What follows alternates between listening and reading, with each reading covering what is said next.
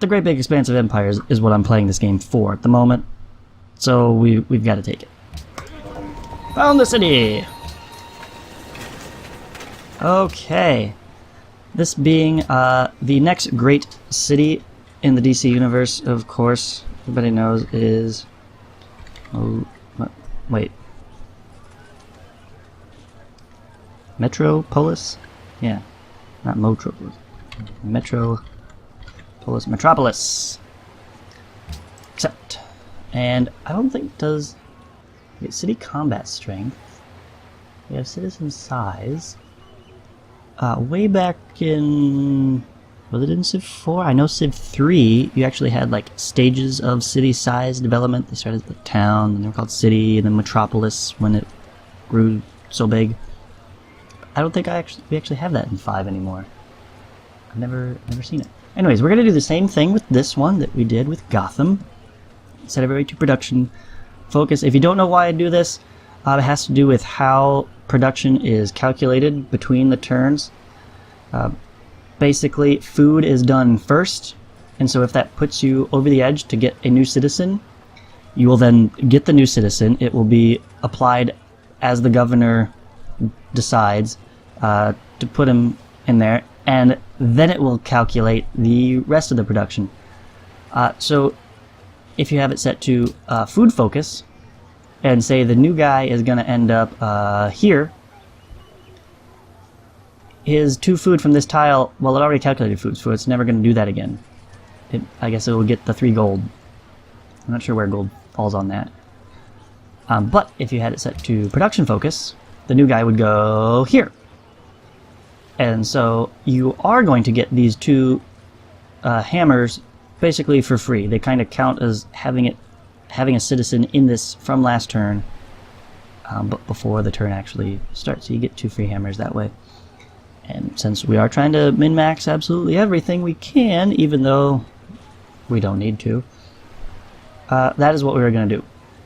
So we're going to give that production focus, but I am going to manually purchase some tiles here and stick you on the Lake Victoria so that we can grow that extra citizen in a turn. And that extra citizen is probably going to work one of these tiles. Be great. Mount Fuji, get extra culture and gold. Or this mysterious Krakatoa that's still in the fog. I find that funny. That we buy everything around it and it's still stuck in the fog. Well, here's another one right next to it that we can see. Krakatoa. 10 science. Oh, so worth it. So worth it. I'm going to leave that one not undone because I do want him to go into one of these, hopefully. And then what to build, let's start putting some hammers towards worker? I think, no, I'm not going to need many workers. I'm actually going to get all my workers I need from policy and pyramids. At least for now, for these core cities. Let's have you buy the sewer and cistern and start building walls. No, scouts! Of course! Silly me, we need scouts! Scouts. Scouts are the key to victory. Later, once we've explored a lot more of the map and we run into the AI, you'll find that they have also decided that the best policy is to build as many scouts as often as possible, and they will roam the map in packs. Maybe. At least they did one time. I saw them. They just had, pile of, 4 or 5 scouts all grouped right together. I don't know what the point of that was. They have them, but they're not using them very efficiently. Now, speaking of which, how are we remaining on supply? Yeah, 4, so we get more cities. Okay. 4 supply. Gotham, you can get a scout and a settler. Metropolis, you can get a scout, and you need another citizen before you can buy settlers. That's okay. That's okay. We have maximized our scout income for the turn. I think we can move on.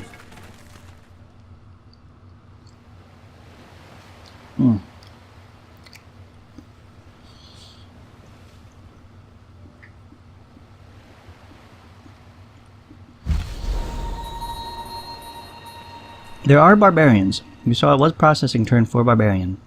And we'll probably run into them eventually. But I don't know what it is about this map, this setup. I've never had much of an issue with them. Eventually our scouts will come across to camp and they'll get bamboozled. And there's nothing I can do about that. I guess go that way. Thinking some of these guys are far enough, I'll probably set them to auto-explore. After a couple turns here. This, we still have a bunch of ruins to pop. And to enhance our culture. 24 culture. Free policy! Take it. Let's see, tradition would be great. I really want that pyramids, so we're gonna hold off. On all the things. Okay, gotta take liberty. Mostly to unlock pyramids. But +1 culture in every city, so technically this is the path to getting the next one sooner. If you really think about it. I'm gonna be sticking all of the wonders I can in Gotham. There are a few that have specific requirements that Gotham does not meet. Fortunately, it would have just really hindered what else I could do with Gotham to make it fit those requirements, so I have decided against. And I don't want you popping that ruin. You can go along here and start revealing some of that fog that this scout has missed. Let's say you are gonna go this way and kind of go down around there. So I can take this one and he can head down here, down the middle. And this settler, yeah, head for over there, that side.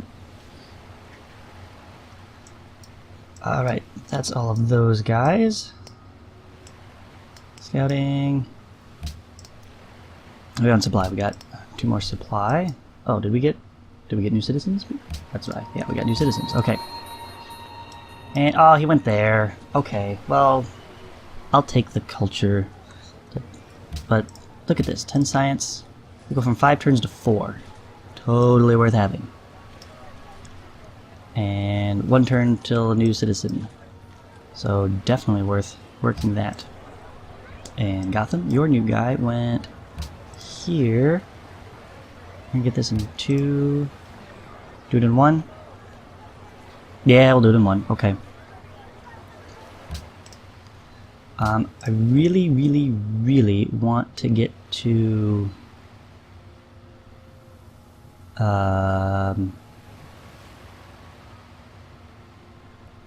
shoot, it's not on here. I think we ran out of trapping? I thought it was the wheel.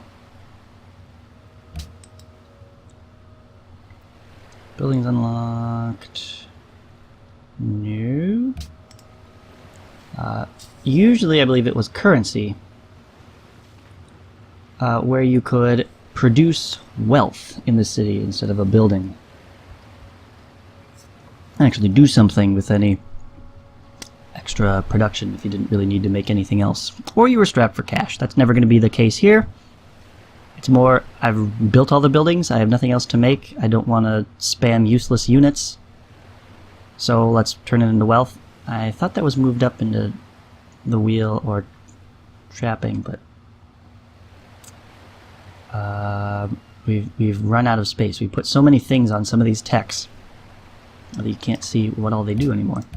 Alright, took care of that. Wonder, wonder, wonders. Only 1,019 wonders still to find. Woo! Let's keep going.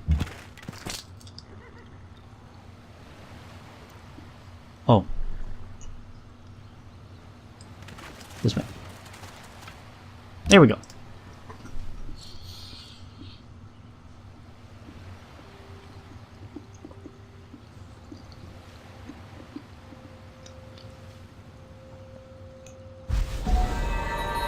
Hooray! The Museum of Halicarnassus!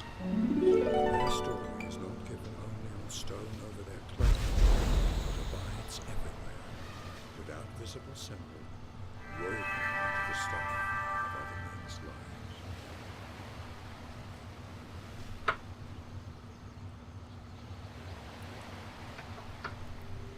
Okay, there we are. I'm not sure if you heard that. I could not. I think I'm gonna have to increase the volume of his the speech here in the settings.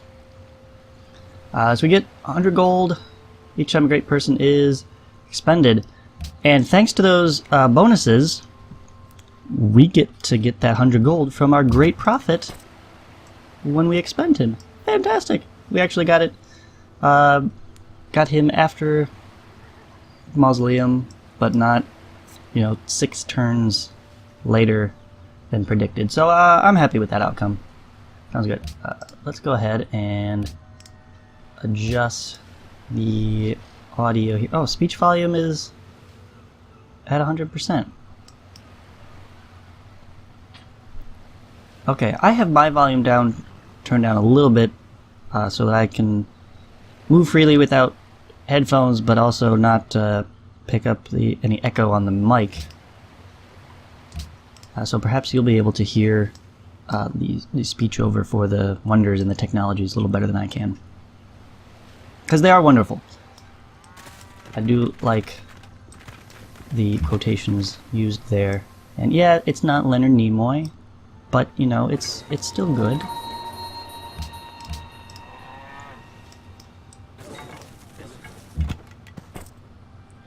Alright, city number 3. This one always takes so long to get to because I have to cross so many more rivers and hills and things to get to the site. But this will be it's kind of a toss-up. What would you say is like the number 3 city in the DC universe? My proposal is Central. I'm gonna call this Central City, right? It's the full name. Except Central City. Okay. Also, because this is kind of the center of my empire, I figured, well, it fits here more than it will someplace else. But we could also call it coast. Well, I'm gonna have more cities on the coast, so we can still call one coast city that'll actually be on the coast. That'll work. Okay. Production focus. Except the first guy is working here, and we're gonna get another one of those. I want to reach over to open up a Krakatoa and also an El Dorado. I'll be using those, and Lake Victoria. Yeah, we'll need more Lake Victorias soon enough. But we're gonna buy a cistern and a sewer system, install those instantaneously. Never mind how we did it. Money is always the answer. And you're gonna build me a scout. Just put that little tidbit of production you have towards more scouts. You never have enough scouts.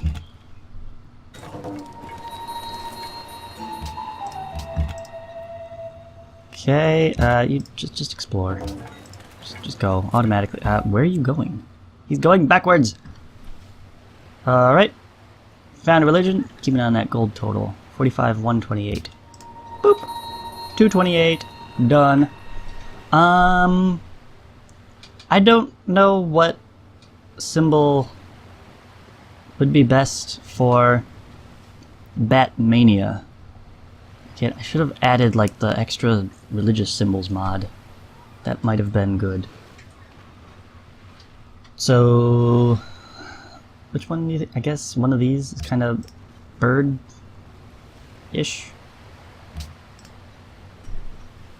Okay. It is. Batmania will be sweeping the land. Founder belief. So this is what sort of bonus do we want to get for having more followers following our religion? Unfortunately, the only the great, one would be science bonus, but it's only when you spread this religion to cities of other religions. We're going to have a huge head start on this, and I'm going to be spreading it mostly to cities with no religion. So when I want that science bonus the most, early game, it's actually not going to apply. 100 when each city first converts. Not so great. Again, I don't need happiness at all. For every 2 cities following this religion. My empire is going to be, while it's going to expand very wide, because we have access to so many natural wonders, and my bonus is doubled, and the base terrain of the majority of 99% of the map is grassland. Excuse me. There's a lot of food. We're going to have so much population on this map. It's insane. Which means you actually want something based on number of followers, not number of cities. So for each foreign city? No. +1 happiness for every 8 followers of this religion in non-enemy foreign cities. Okay, that means that's going to go away as soon as we go to war. Don't really like that. 15 influence. What else we got? +1 culture for every 5 followers of this religion in other civilizations. My civilization is going to probably be the majority of the world population. A lot of the cities. It's certainly going to be most of it for a while, because I need to first discover other civilizations and then send tons of missionaries their way, whereas it's a lot easier to spread it to my own cities. So I prefer tithe at this point, really. I would rather have culture or science, but this is a flat bonus for every 4 followers of this religion, period. It's not qualified to foreign cities or non-enemy foreign cities, or when they first convert, right? So tithe is going to give me the maximum benefit, I think. Now this one is really interesting, because there is the natural tendency to say swords into plowshares, 15% faster growth rate if city is not at war. I don't really plan to be at war, actually. The domination is only like a last resort. So if I could just get a flat out 15% growth bonus everywhere, that would be fantastic. It would also tie together great with tithe, because more population means more followers. That being said, I have the distinct advantage of being the first religion founded, and I'm going to enhance it. Okay, there's no question there. With a second great prophet, possibly in 3 or 4 turns. Look at that. Talk about crazy numbers. I have 122 faith on turn 7. I've seen people end games with not even that much faith. So I could easily pick up 2 of the buildings. And this can be great because you can put 1 of each building in every city, and I can get an additional faith, culture, happiness, and so perhaps a great work of art slot, or what's the other one? This is dependent on wine or incense. This is just different ratios of faith, culture, and happiness. So that can really be worth doing as well. Based on my tests, I don't think cathedrals are necessary. That 1 extra great work of art slot in every city. The fact that I'm going to be able to build like museums in every city, so I'm going to have plenty of great works of art slots. So the cathedral is not as useful to me as it might otherwise be in a standard game. Monasteries as well. Wine and incense is found on the map. Every resource is there. It's all scattered about, in addition to the single source I have placed around my 3 core cities now. Just to guarantee I can start with it. So that's situationally less useful. I'd rather go for mosques and pagodas that would give me more benefit in more of my cities. That being said, swords into plowshares, or even religious community, plus 1% production for each follower, that's 50%. That's going to be huge, because it's a percentage production. If it was just like a single hammer, not so much. But later on, that percent's going to be big. And I really don't know. I think, however, for the other thing to consider is... let's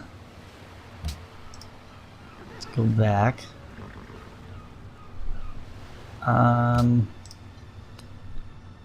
In a lot of these policies, you can see at the very end, oh, this is free person of your choice. Okay, let's, over here.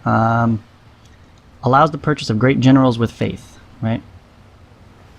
Here we have, allows the purchase of great writers, artists, and musicians with faith.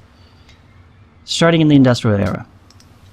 After Industrial Era, we will have a wonderful use for our faith. All of it will go towards great people, obviously. At least I hope that's obvious for you. So before that, what do we do with it? After the initial great profit, and of course we're going to be spamming missionaries and inquisitors, which will be totally unexpected by the enemy civilization, I can assure you. What else is there to do with it? We want to save it up, but the problem is you can't save it up without the risk of randomly generating another great profit and then go back down to 0. So I think having at least one of those buildings is useful just as another sinkhole for faith. Something to work towards. And I gotta redo all of these. Tithe. And I think with that, we're gonna start with the mosques. We're gonna pick up one building, and if we're gonna do one, we might as well do the second. So sorry, swords into plowshares. I would love that extra food. I'm getting a little hungry myself, but we'll take mosques. Oh no, no, no, no, no, no. Oh, I didn't. Oh dear.